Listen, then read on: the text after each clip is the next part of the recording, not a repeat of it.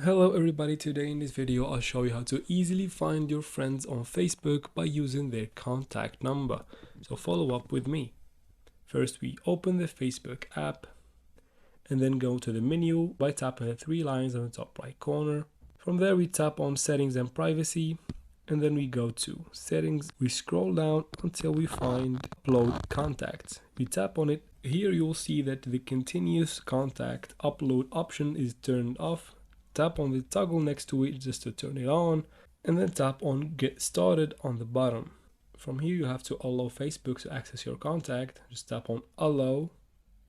It will start uploading the contacts. It will take a second here.